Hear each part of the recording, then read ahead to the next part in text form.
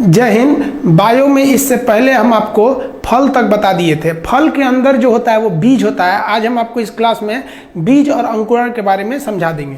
देखिए, जो फल होता है इसका जो निर्माण होता है वो बीजांड यानी ओव्यूल में होता है। ओवरी के अंदर, ओव्यूल यानी अंडाशय के अंदर जो बीजांड होता है उसमें बीज का निर्माण होता है।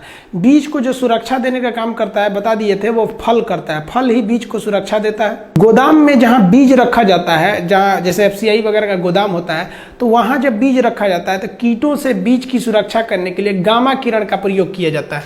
गामा रेस का वहाँ पर प्रयोग होगा। बीज का कार्य क्या होता है? वो नई पीढ़ी के लिए, नई प्रजनन के लिए, वो नए नस्ल को तैयार करता है। बीज, किसी भी बीज का दो भाग होता है, एक अंदर का भाग होता है और एक बाहर का भाग होता है। तो बीज के दो भाग होते हैं। पूछेगा बाहरी भाग क्या होता है तो उसे हम टेस्टा कहते हैं, और आंतरिक भाग क्या होता है उसे टिग्मा कहते हैं। तो टेस्टा और टिग्मा में अंतर आप आराम से आप चना में समझ सकते हैं। यहाँ देखिए ध्यान से, ये चना दिख रहा है, इसका जो बाहरी खोल है, वो बाहरी भाग है, वो तो क्या है? टेस्टा है।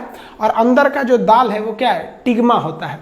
अगर आप इस दाल, अगर फोड़ के अंदर से दाल निकाल देते हैं तो दाल क्या है? टिग्मा है। और ऊपर का जो छिलका है वो क्या हो जाता है? टेस्टा हो जाता है। अगर हम इसको टेस्टा और टिग्मा दोनों एक साथ पीस दें तो वो हो जाता है सतुआ।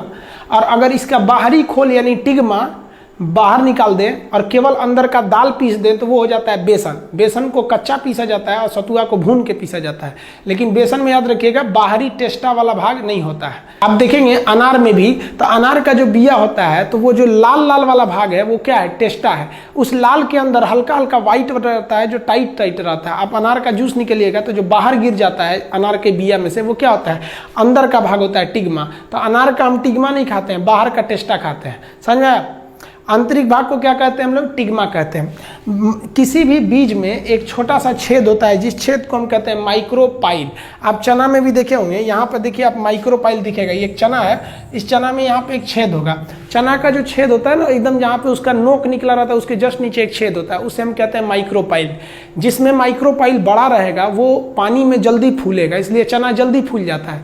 जबकि मटर में देखिएगा तो माइक्रोपाइल बहुत छोटा होता है, मटर जल्दी फूलता नहीं है। तो बीज के अंदर जो पानी जाते हैं, नमी जाता है, वो किसके द्वारा जाता है? माइक्रोपाइल के माध्यम से पहुंच जाता है नमी।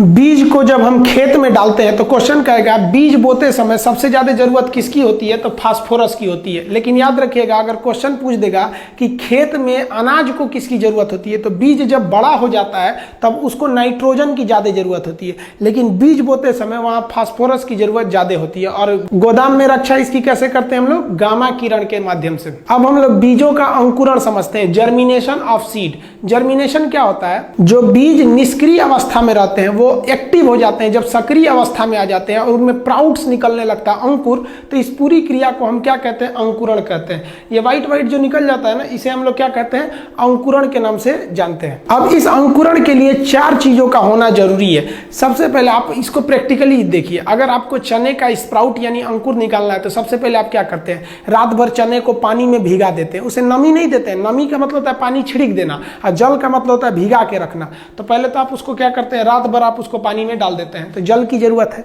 और उसके बाद निकाल के पानी सुखाते नहीं है, उसके अंदर नमी को बरकरार रखते हैं। नमी को हम हिंदी में आर्द्रता कहते हैं, उर्दू में नमी कहते हैं। तो सबसे पहले उसको जल की जरूरत है। पूरा रात भर भिगाइए, उसके बाद निकाल के उसको भीगे कपड़ा में रखिए ताकि उसमें नमी बरकरार रहे।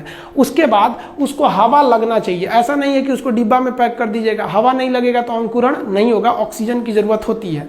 उसके बाद उसको तापमान चाहिए। ये नहीं कि एकदम कम कर दे, फ्रिज में डाल दे तो भी अंकुरण नहीं होगा, और धूप में रख देंगे तो नमी उड़ा देगा तो भी अंकुरण नहीं होगा। तो तापमान भी चाहिए। ये 4 चीजें एकदम हर हाल में चाहिए अंकुरण के लिए। हार्मोन चैप्टर में बता देंगे कि अंकुरण के लिए जिब्रेलिन हार्मोन चाहिए। वही जिब्रेलिन जैसे जर्मिनेशन का काम करता है, यानी अंकुरण का काम करता है।